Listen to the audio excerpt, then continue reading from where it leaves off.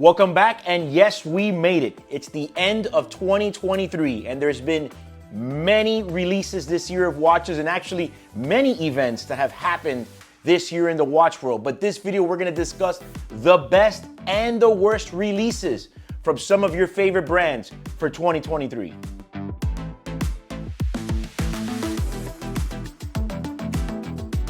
So right before we get into this list, I want you to go ahead and hit that subscribe button right now. I don't want you to miss any of the new content that is on the way. So we're gonna go over this list rather briefly. There's actually a lot of very nice watches that were released this year, but I can't choose them all. These are the ones that I feel stood out the most to me. After I went and reviewed the list over and over, and I eliminated many of them, these are the ones that stood out. Number one is gonna be the Yachtmaster in Titanium, the new release. Yes, I feel that that watch came out of nowhere, and maybe that's the watch that we needed. Maybe we do need a very light, ultra utility usable watch from Rolex. I think it's something that I'm very excited about, even though I have not had one in my hands, but that is one of my favorite releases of this year from Rolex, and I think it was a hit. So the next one from Rolex is gonna have to be the Le Mans. I feel that the Le Mans is one of the nicest Rolex I've ever seen. Of course, it's kind of hard to choose just that one because I feel that pretty much all of the Daytonas got revamped and they're really nice. We cannot leave behind, obviously, the Steel Panda and the new Platona. But I felt that if I had to choose one out of all the Daytonas, that one is the winner. Prices right now for that watch are actually through the roof, and I think that's the only thing that's holding it back, in my opinion. So that's enough for Rolex. Let's jump on to another brand. I don't want to spend all day on just Rolex. Next, we got Richard Mille. Richard Mille came out with several different releases this year, as opposed to some of the other brands that just dropped release after release. But the one that stood out to me the most is the RM66, the rock and roll one. I think that personally, that is a cool looking watch. It's fun, it's something different. And it's actually something that can come out of a brand like that. Like, I'm not sure that just any other brand could execute that watch so flawlessly.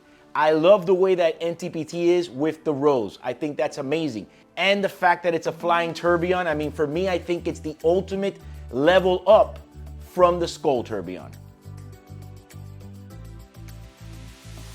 Now let's talk about AP. The one I'm about to say right now is actually gonna be from left field. Many people would think I would never have brought this up, but it's actually the Code 1159 Universal Ultra Complication. This watch looks really fucking cool.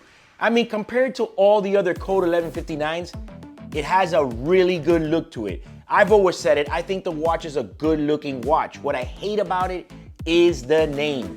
But look at that dial. I mean, Jesus Christ, there's so much going on there, and I feel that from the brand, this was a hit. Next is gonna be the all yellow gold Royal Oak Chrono with that special collab that's got the all gold dial. Personally, I like the look of that.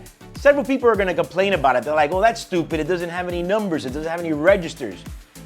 Who f***ing cares? It looks cool. Obviously, at this point, it's kind of going more towards the fashion route. Believe it or not, this is not the first time that I've seen this watch before. Years ago, there was an actual jewelry designer that did this custom to his personal piece. Yes, this is way before even Virgil had one like this on his wrist. Personally, I love the look of it. It's something different from the brand. Now, the next one I'm gonna bring up, and the last one for AP of the year, is a little controversial because it's actually that new Cactus Jack, AKA Travis Scott, whatever it is, collaboration. It's kind of a hit or miss for me, but as far as the way the watch looks, I think it was actually executed very nice. Now for the hits, we're gonna finish off with Patek Philippe. Let's start off with the 5261. I feel that that watch also came out of nowhere. It was unexpected with that combination. And honestly, at first I was kind of on the fence about it. But now that I've seen it and it's kind of grown on me, I think that that watch was a hit. So the next one from the brand is gonna be a heavy, heavy hitter. It is the 5316 Grand Complication. Look at that dial. I love the way it looks with that translucent blue finish. I mean, this is a serious heavyweight piece. I get it, it's not fair to pick something so out of this world, but hey, out of all the releases that came out that time, that is the one that stood out to me the most, and that is one of my absolute favorites from that lineup. Now the last one's gonna be a 5531G. It was kind of hard for me to choose one from these enamel dials. There were several of them that came out this year, including one with a race car, which personally I liked. I like the look of that. However, this one, I love the fact that now this world timer with a minute repeater has an enamel dial, and they included, of course, the Swiss flag in the middle. I think it's a good look, and I think it's an ultra baller looking watch. Now, before I go through the list of the worst releases of this year, hit that subscribe button right now. So the first one is gonna be for me, honestly, for Rolex. I gotta go with that puzzle Day-Date. I don't like it, I'm sorry. I know it's fun and maybe years from now it might change. But I feel that had they attached some type of a meaning to it, for me, I feel like it's just way too out on left field and I'm just not digging it, I'm sorry. I'm under the impression that it doesn't really have an official meaning. Now, if it did have an official meaning and it was plastered everywhere and it was a little bit more clear, then it would make more sense. Now next, for Richard Mille, let's start off with the obvious. The RM0701 in the new colored ceramics. I don't like it. It looks like a horrible dream from the 90s, from like the early 90s. It looks like a horrible dream. I don't like it. I don't know what they're doing, but that is nothing compared to the next one. We have the RM S14 necklace. What am I looking at? I don't get it. I don't understand. This looks like another horrific dream-chasing nightmare is what it looks like to me. I don't know what they're thinking, and of course, like a friend of mine said, and he was very right, just because you can doesn't mean you should. It's also going with that trend that's been kind of going on where people are wearing chokers that are watches or anklets. I don't get it, and I don't like it.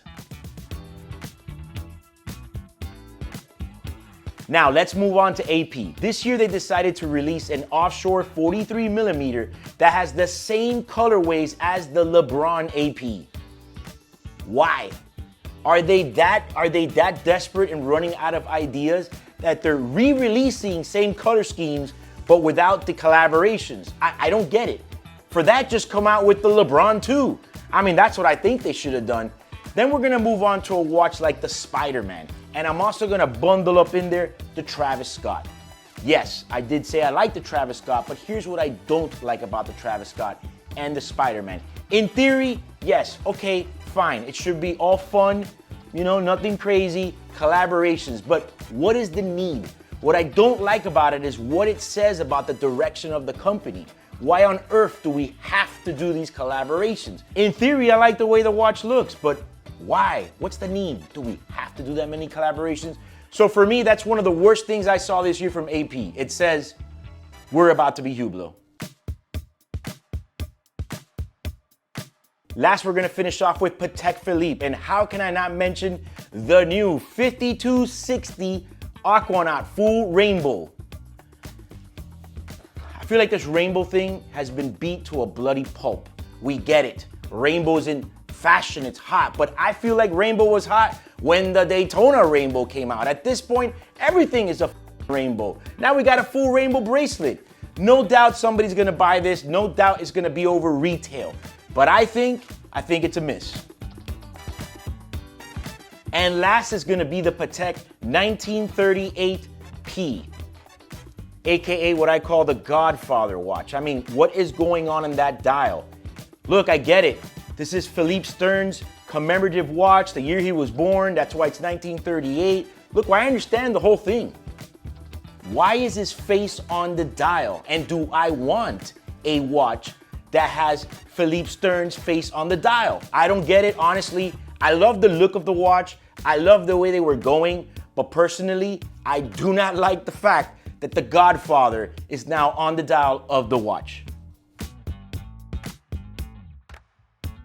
So that wraps up the list of what I liked and what I didn't like. If there's anything there that you think I missed, go ahead and add it in the comments. And if you like this video, like and share it. Also, subscribe to my YouTube channel right now.